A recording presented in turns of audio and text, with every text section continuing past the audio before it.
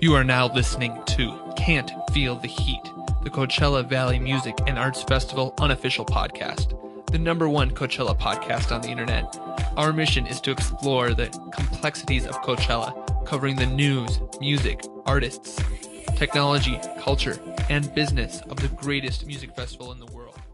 Our guest today is Niyaz Pirani, owner of Knife and Spork Public Relations in Orange County, and one half of the award-winning podcast, I Know But. Welcome, Niyaz. Hey, thanks guys for having me. Also co-hosting today is the one and only Enrique Lopez. Rico! All right, happy to be here. Welcome, good to have you co-hosting, brother. Thank you. Niyaz is a Coachella veteran, going back to 2005. How many Coachellas does that add up to you? 13. Nice. I missed 2011 and 2013. 2011 was my first one. It's the one I'm so sad, man. Death from Above reunion and Kanye and the Strokes. Damn it. It was amazing. You're still like torn up about that, huh? Even though you went to 13, you're upset about that.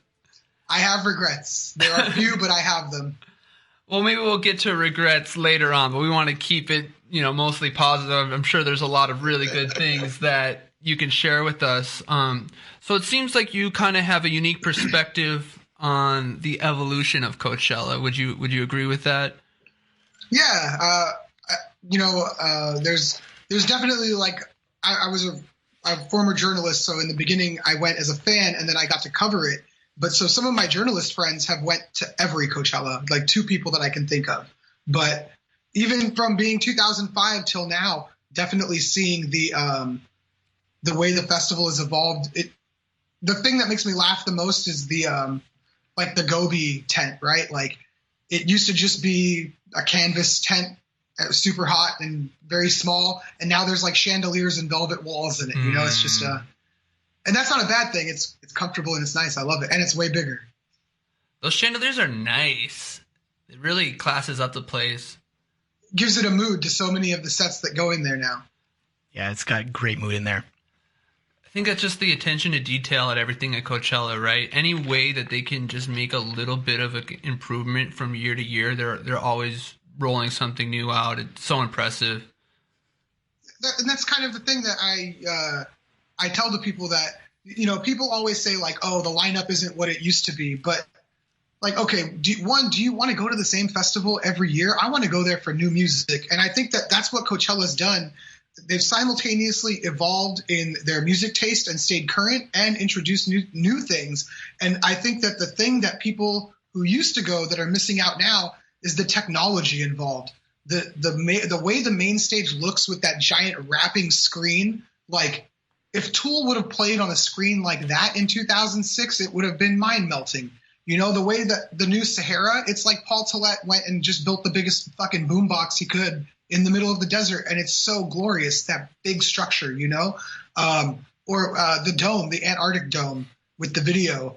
That kind of stuff is the stuff that I continually go back for every year. What's the new things they're adding? How has technology changed and altered this festival for the better? Do you know if the dome is permanent? Is that coming back? I don't know if it's coming back, but I'd imagine if they did it 2 years in a row, why would they not? Yeah, I heard it was a big hit. Everybody that I talked to said it was amazing to be in there. I haven't seen it myself, but it seems like it's a pretty cool spot to be at. Oh, you have to go. And honestly, it's the fact that they moved it after this first year to the middle of the festival itself, I think showcases what the reception it got. It was incredible in there. Interesting. I actually missed last year. I went 9 years in a row. First year I missed because of the baby. So I wasn't aware that they moved the dome. Where is it now? It was right in the center of the festival. Like where the Dew Lab used to be? Yeah, kind of, actually. That's cool. I'm trying to think. So you missed last year, and last year was the year that they actually expanded the festival even bigger than the year before. So where the outdoor stage used to end? Right there, and behind it was kind of like a gravel road. Yeah. They've extended the festival past that, so that gravel road now bisects part, or it's like 1/3 of the festival. And so Sonora, they moved Sonora from near the entrance to way in the back. And then they built this giant food hall of all these LA food brands, actually probably national food brands, and kind of literally near the center of the festival, almost across from the main stage itself, kind of hidden back there, was the dome. Okay, good. Thanks for the geography update. That's actually really, really useful to know. When you go back this year, you're going to be like, oh, this is a much bigger festival than it was. The outdoor stage. Something like Hans Zimmer and the production value that he brought to the outdoor stage and the size of what they were able to do there. I would actually just say the production overall, like look what Beyonce was able to achieve on that stage. It doesn't even need to be technology. That was just scale and dancers. So what I would actually say is that what's gotten better over time is that, you know, when people used to go play Coachella, they knew it was a special place and they wanted to do something special. So you can think of like iconic moments like Wayne Coyne walking across the crowd in that big inflatable bubble from the Flaming Lips in like 2003 or something. Like moments like that. There were Coachella moments, but they were just bands that might not have played or rare appearances that felt special.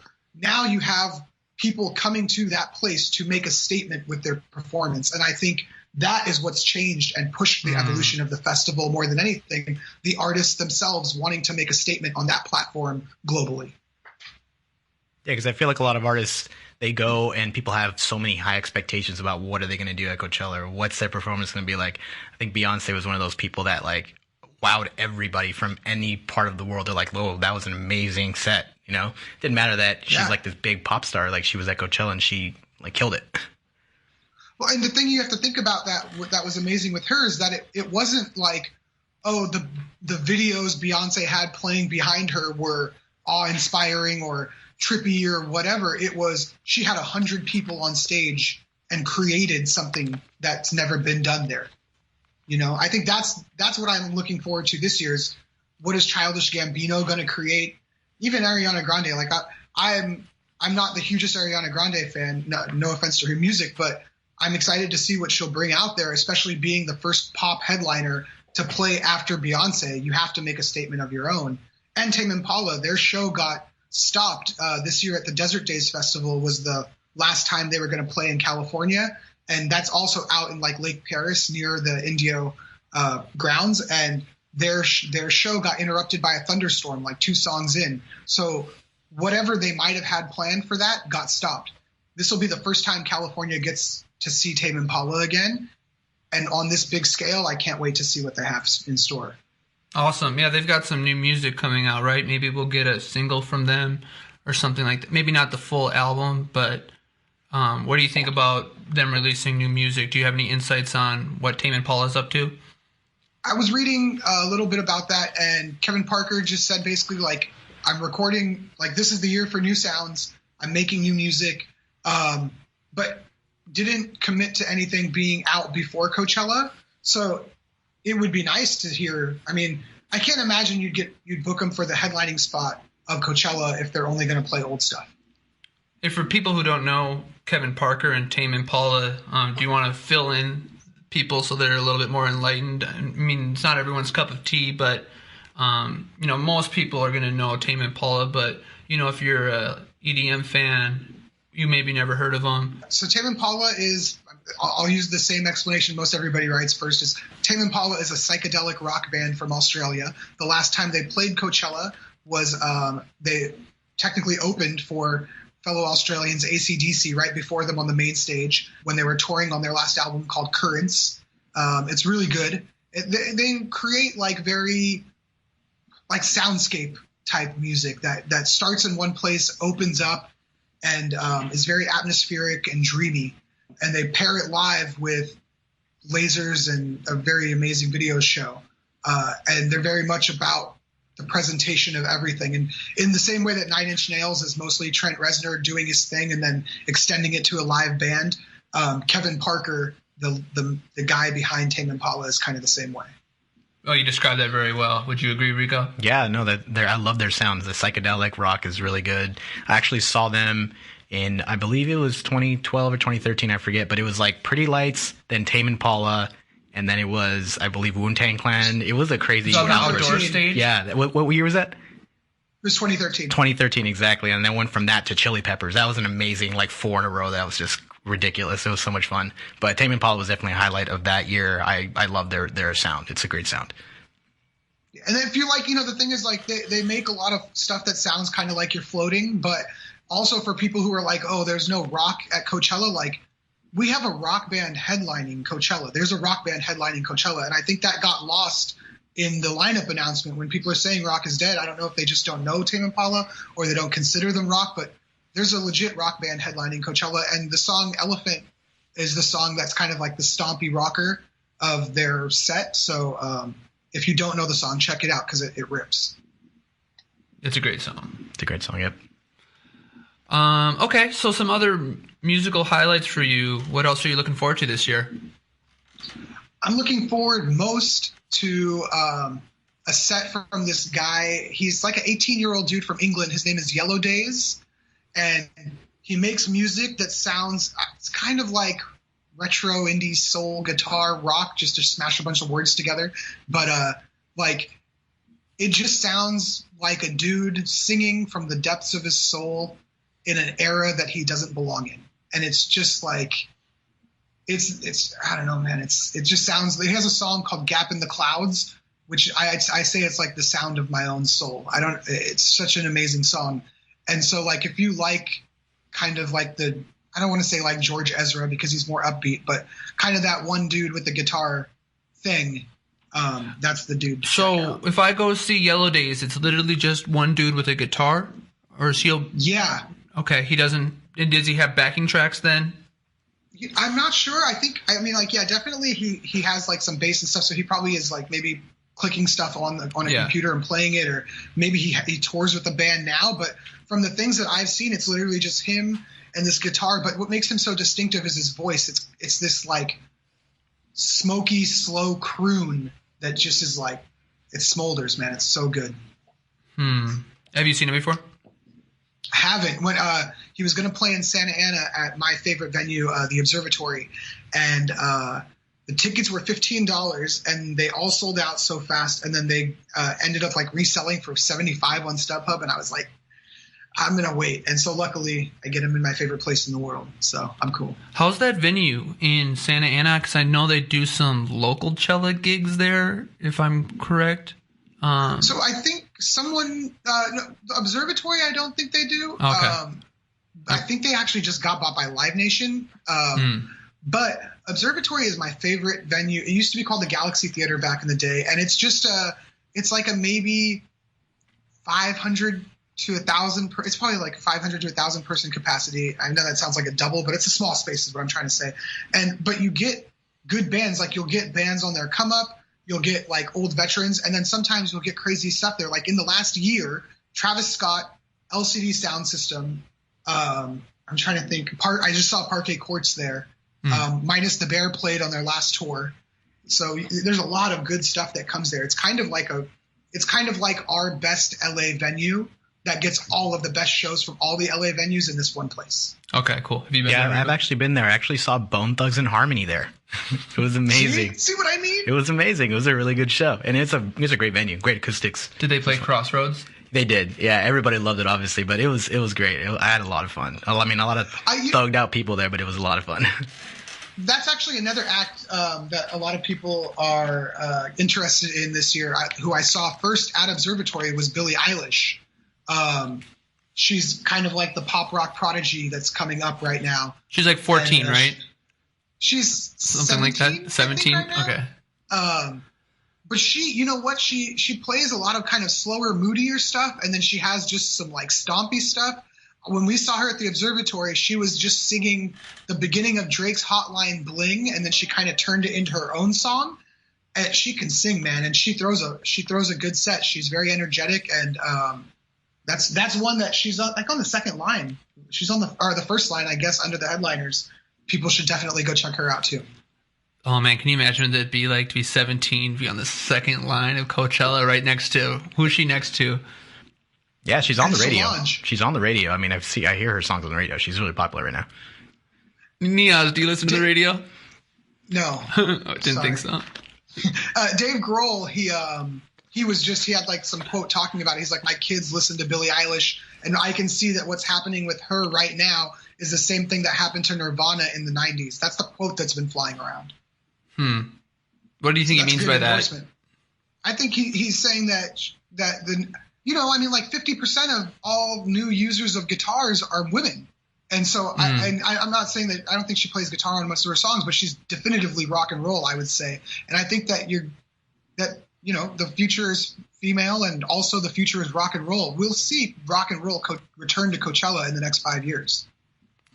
You have bands like Vampire Weekend, Rainbow Kitten Surprise, Deftones, Tool, and then veterans like System of a Down. You have Prodigy coming back. There's all of this heavy music that's kind of been pushed to the back because of R&B and rap getting so popular, which is fine. But just like in the early 90s, it's always a pendulum, and rock and roll will come back around. Not in the same form, maybe, but yeah. Any R&B or rap artists that you're excited to see this year? Yes. Give me 1 second. Let me look at that lineup. Because there are. Childish Gambino, first off. We saw him play in 2017. The only show he played was at Governor's Ball in New York. And he just, regardless of what album you started watching him in, he's like something else, man. And also Anderson .Paak is also incredible. And Kid Cudi. Kid Cudi, I saw is headlining one of the Rolling Loud festivals. He's reached the point where he should be in his career, where the reverence and the appreciation of his music has finally reached where it should be. Yeah, he's amazing. I heard his new album with Kanye West. So they put out a record this year called Kids See Light or Kids See Ghosts. Kids See Ghosts. Right. I was really touched by some of that music. There's a song on the album called Reborn that really a positive, uplifting song. I was really happy to hear that message out there in rap music. Would you say that's kind of a trend for Kid Cudi, or that's just kind of his style is to put out, meaningful lyrics that are, touching? Yeah, 100%. Always going back to his first official album with Pursuit of Happiness. For me, the moment Pursuit of Happiness kicks in on the polo field, I'm just gonna have all the feels, man. That song is just so much emotion. And even to now, he has this song on the last album he put out called By Design with Andre 3000. And he kind of is talking about how every move he's making, everything he's doing in his life, he knows that it's by predestined determination, that it's intended. It's like the universe's intent. It's by design. And I think he's just a very positive, inspiring force that in hip hop music in general, in rap music, to see him book that high, he gets what he deserves in that respect. You think Kanye will come up? I do. I have a feeling that I'm hoping that Kanye will come out and they'll just do Kids See Ghosts. Has Kanye ever been a cameo? I don't know if you have the answer to that, but yeah, Kanye cameoed for A$AP Rocky in 2015. Okay, so there's some precedent. He also came out for Jack U. He came out for Jack U a couple years ago, but his mic wasn't working. Interesting. And also, I think he was on stage with The Weeknd. Okay, so we've got lots of precedent of Kanye cameos. Kanye gets bored and just wants to come out and say hi to everyone, I think, man. How's his mental health doing these days? Hopefully good. I mean, the thing is, people think he's crazy, but regardless of the things he says, I'm not trying to get into that because I disagree completely with all the stupid shit he says. And which is, it's honestly, it hurts me because I love Kanye West. A lot of the music he's written has inspired me to do a lot of the things I've done in my life. I have a Kanye West quote on the wall in my office right now. I'm looking at it. Let's hear it. And so it's if you have the opportunity to play this game of life, you need to appreciate every moment. A lot of people don't appreciate the moment until it's past. And that's my Kanye, man. What the fuck happened to him? And so the thing is, I think Kanye is on Planet Kanye. And what that means is like he's trying to figure out the next evolution of what he is. And so when he says like, I want to build a dome in the middle of Coachella, do you know how dope it would be to have 100,000 people and basically partying in the Antarctic Dome and Kanye West is in the middle of it? That would be the craziest Coachella moment of all time. And people think he's crazy and trying to like, oh, what is he trying to do now? What an asshole. No, he's just trying to push himself to his own, his own limits, regardless of the political stuff. I don't like it. So much vision. Too much vision sometimes. Did you hear he was going to be on the Joe Rogan podcast? Is it going to happen? I don't know. I thought either Joe Rogan or Kanye tweeted about it, but then I never saw it. I feel like if there's any person on the planet that's going to get the answers, it's going to be Joe Rogan. I was just going to say, what are you guys looking forward to? Rufus Du Sol, Diplo, Janelle Monáe on Friday. So good. Bass Nectar is kind of like a guilty pleasure that takes me back to like 10 years ago. What about Sunday? Blood Orange is one of my favorites. Pusha T, just to name a few, I guess. I needed to discover some more small acts. There's Parcels. Do you know Parcels? Dude, check out Parcels. They're really fun band. They sound like Random Access Memories, the stuff with Nile Rodgers. Nice. Okay. It's at that exact sound. Check out Parcels. That's my up-and-coming act. I saw them at a sold-out show. They sold out 2 nights at the Troubadour in October, and everyone there was dancing. It was so fun. So definitely check out Parcels. Rico's having a baby. He's not going this year. Yeah, I'm going to have to miss out this year. I'm having a baby. It's happening right before Coachella. So we might sneak him out there. He gets 2 weekends of streaming Coachella this summer. So. Exactly. The stream is amazing. That's so good. But if I was going, I'd say Childish Gambino is going to be a can't miss show for sure. You should definitely go to that. Rufus Du Sol, I've seen them a bunch of times. They're so good live. Actually, on Friday, everybody should go see Los Tucanes de Tijuana because that's going to be a hyped up show. That's going to be a lot of fun. I mean, to have them like corrido band from Mexico into Coachella is pretty awesome. I love how they're doing that lately. Last year they had Los Angeles Negros, and that was a really good show I heard. Tame Impala, I mean, they're a great sound. I'd love to see that. Kid Cudi, I think that's going to be another can't miss show. I think that's going to be a super hyped up show. People should definitely go to that. I've seen Bob Moses a bunch of times. He's going to be really good. Let's see who else on Sunday. On Sunday, one thing I forgot about Friday actually is one of my favorite DJ, Noreen Pierre. She's going to be there. Noreen Pierre is a DJ. She's great. Yes, she's a DJ born in South Africa. She's out of Switzerland. She has a great sound. She's got a chill vibe. Definitely go to that. I heard Dennis Lloyd is going to be there. He's this person from Israel, and he's got a couple of songs out there right now that people have heard. But it's like one of those songs like Nevermind, I think it's called. That's all over the place right now. Definitely go to that. Gucci Gang. That's going to be a pretty fun show. It's like a basically a who's who of it's a super group. Yeah, super group. It's a super group coming together to get Gucci Gang. It's the first time they're ever going to play together, so people should definitely. Who's all in Gucci Gang? Who is in Gucci Gang? They got Gucci Mane, of course. Gucci Mane and Lil Pump. Smoke Perp, and who's the third one? And Lil Pump. There you go. Lil Pump. Imagine all that together. That's gonna be fun. I wonder if Lil Pump and Smoke Perp are good live performers. I have doubts. I have my doubts. I think Gucci Mane's probably pretty good, but I think everybody would be so stoned at that set it probably doesn't matter anyway. Can I say one thing real quick? Take your time. That I wanted.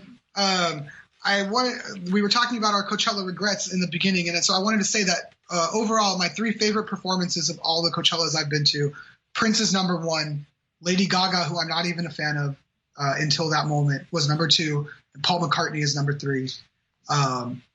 And my regrets, man, I missed Daft Punk. We were like, this is like the second year I went to Coachella, 2006, and like they were playing in the Sahara, and we were so tired from the weekend or from the day even, and we were like, they'll be back at some point pretty soon, I'm sure. They're Daft Punk, they'll be back. So we like literally we sat and listened from very far away, and then we walked out, not going back, and they've never played again, and I've regretted that. And then I missed Neutral Milk Hotel play Two-Headed Boy, which is the song I love. But my friend, we watched the whole set, and then he wanted to go watch 2 Aluna George songs, and we walked away, and in the middle of the set, they played it. And so other than that, I have no regrets. I tell my wife all the time, bury me on the polo field, and I mean it. Beautiful. That's awesome, because I was actually going to ask you about that, what your biggest regrets are, because, it happens. Everybody has regrets about something they didn't see or something they missed. It's a good life lesson, like you were saying, for, live in the moment, appreciate what you have. So you learned that at Coachella for sure. Definitely. I don't live, I'm not obsessed with I don't not love the rest of my life, but I definitely live for those 3 sunsets a year. Well, good stuff. You've been a great guest, Niyaz. Thank you for being on Can't Feel the Heat. Thanks, guys. Thanks for having me. Cool. Catch you next time. Peace. Peace.